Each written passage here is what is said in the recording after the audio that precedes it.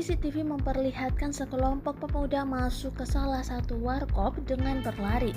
Mereka seakan tergesa-gesa, bahkan masing-masing dari pemuda tersebut memegang celurit.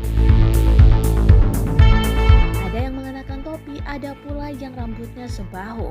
Pada keterangan dituliskan jika 3 pemuda diantaranya membawa celurit menyantroni warung kopi 1899 Kemang Timur, Jakarta Selatan pada Kamis 4 November 2021 sekitar pukul 1:59 waktu Indonesia Barat.